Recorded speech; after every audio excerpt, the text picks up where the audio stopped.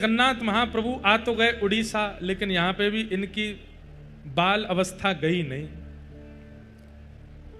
एक दिन महाप्रभु जगन्नाथ जी बैठे थे तो भगवान के परम भक्त श्री माधवदास जी पहुंचे भीतर, दर्शन कर रहे थे। तो भक्त तो पहचान जाते हैं कि ठाकुर जी का मुख मुरझा रहा है, थोड़े उदास लग रहे हैं। माधवदास जी बोले, जय जय, आज आप इतने उदास क्यों लग रहे हैं? इतने संकट कष्ट में आप क्यों हैं?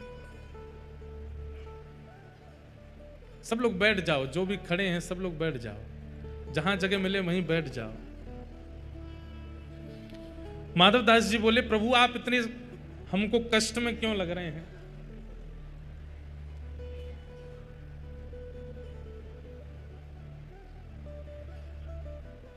तो जगन्नाथ जी बोले, हमारा मन नहीं लग रहा। बोले, क्यों नहीं लग रहा?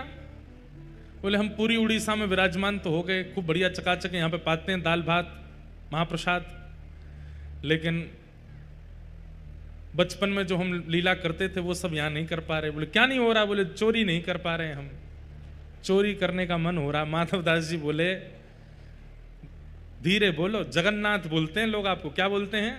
जगन्नाथ। पूरे विश्व की रक्षा करने वाले को जगन्नाथ कहते हैं। नाथ का मतलब रक्षक। और आप जो यहाँ पे ऐसी अभी चोरी वोरी करने की बात कर रहे हो। ठाकुर जी बोले, भले ही हमारा नाम जगन्नाथ हो गया हो, पर स्वभाव कैसे छूटे? स्वभाव तो वही है हमारा। बहुत मन हो रहा है चोरी करने का। माधवदास जी बोले, तो फिर चले जाइए, क्यों, किसने रोका आपको? कर आओ चोरी। ठाकुर जी बोले, वो भी तो बात है, अकेले आनंद नहीं आता है, एक आध दो लोग हों साथ में तो सुख मिलता है।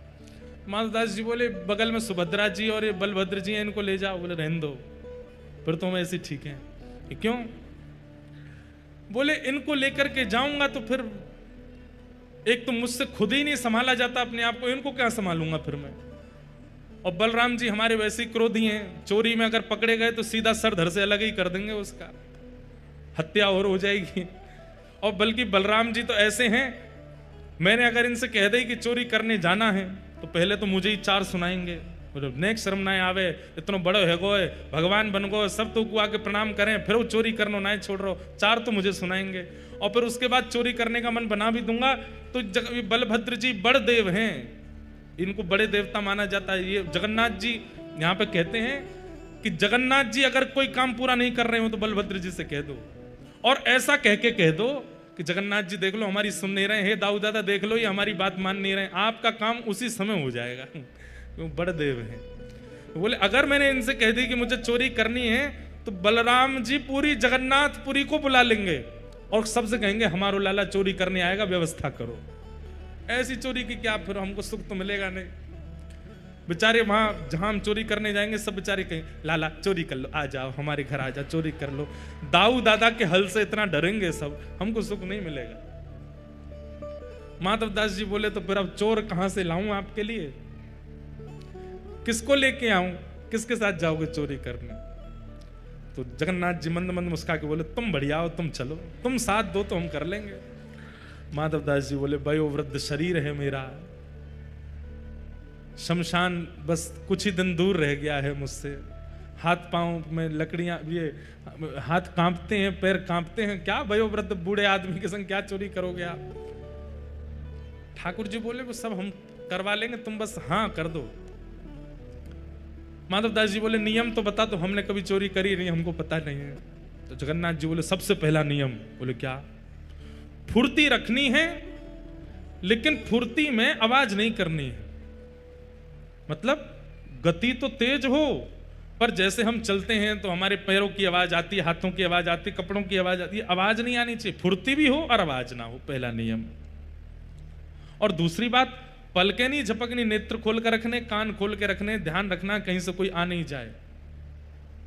बोले, अच्छा, और कोई नियम? बोले, ये दो तुम निभा लेना, बाकी मैं संभाल लूंगा, चलो। माधवदास जी बोले, कहां जाएंगे चोरी करने? कौन गोपी, यहां कौन गोपी के यहां जाओगे? बोले, गोपी गोपी के यहां नहीं जाएंगे। तो बोले, ये जो राजा हैं जगन्नाथपुरी के, इनके बगीचा में खूब सुंदर सुंदर कटहल होते हैं और देखो ये हम हमारे लिए भोग लगाने भेजते नहीं है, हमको कटहल खाने का मन कर रहा है, कटहल की चोरी करके आएंगे। माधवदास जी बोले इतना सब कुछ करने की क्या आवश्यकता है, हम राजा जी को पत्र भेज देते हैं, कटहल भिजवा देंगे, कल कटहल ही कटहल पाना, आप चोरी करने का। अरे माधवदास फिर तुम वही बात कर रहे हो, तुम कटहल मंगाओ, चलो कह दो राजा से कल एक कटहल भेजे। कटहल आया, बोले अब इसकी सब्जी बनाओ, सब्जी बनाओ, अब हमने पा ली, अब तुम पाओ।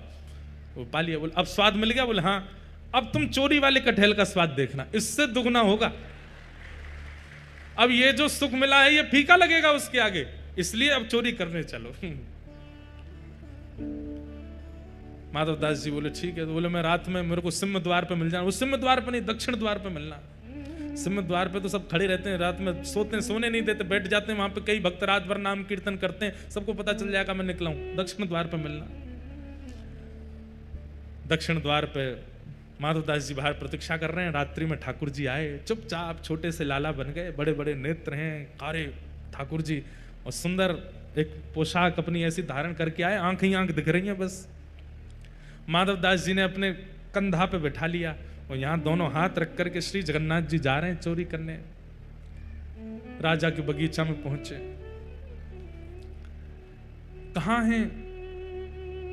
बोले देखो सामने कटहल का पेड़ है, वहां चलो।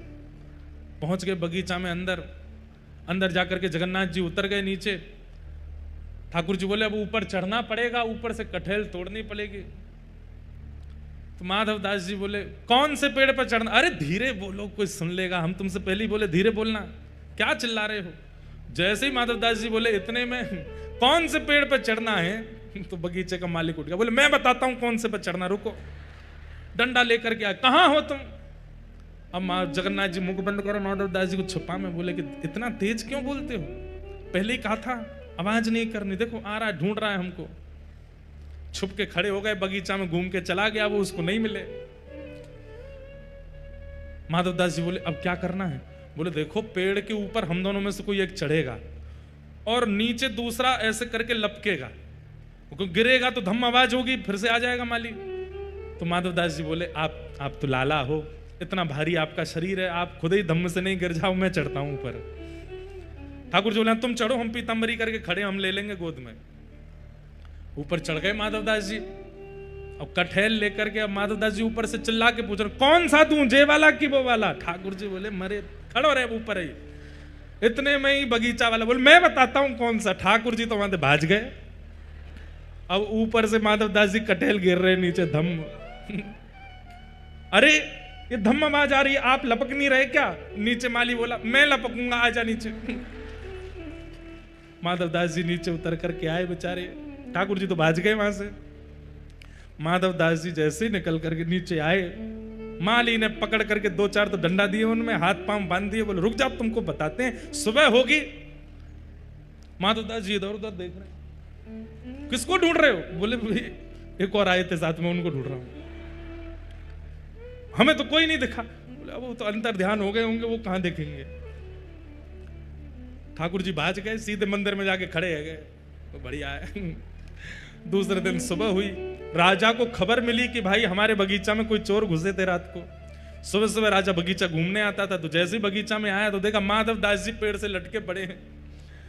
राजा उनको गुरु मानता था, तुरंत आकर के अरे गुरुदेव गुरुदेव गुरुदेव, ये कैसी लीला, जल्दी खोलो। इनके मालिक है, इनको नहीं खोलना, ये रात में कटहल चुरा रहे थे यहां से। अरे हमारे गुरु जी हैं, खोलो इनको। तुरंत खोला, माधवदास जी के नेत्र सजल हैं। राजा बोले भगवान गुरुदेव ये कैसा कौतुक, आप मुझे बोल देते, मैं आपने परसों भी तो मंगवाया तो मैंने कटहल भिजवाया, आप और इच्छा थी तो मैं और भिजवा देता। माधवदास जी बोले हमारा शरीर देख करके तुमको लगता है कि हम कटहल खाते होंगे? हमारे अंग में कहीं भी आपको ऐसे लक्षण दिखते हैं? हमारी जीवा इतनी चटोरी होगी कि हमको कटहल की इच्छा हो? तो बोले हमारी जगन्नाथपुरी में सबसे चटोरे कौन है? बोले कौन है? बोले सबसे ज्यादा स्वादिगर एक ही है, महाप्रभु जगन्नाथ। उनकी इच्छा हो रही थी कि भैया बहुत बड़े है गए, हमने चोरी नहीं करी, तो चोरी करने के लिए आपके बगीचे में आए थे, कटहल की चुराई करने के लिए हमको ऊपर चढ़ाया, सबरी बात बताई, और बोले वो तो भाग गए, इसने हमको पकड़ लिया। राजा के नेत्र सजल हो गए।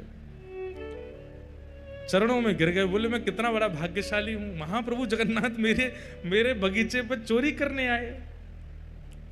और उसी दिन पूरा बगीचा महाप्रभु जगन्नाथ जी के ही नाम कर दिया। बोले अब ये महाप्रभु जी का ही है, अब ये हमारा नहीं है, अब यहां जो भी सामग्री सब महाप्रभु जी की।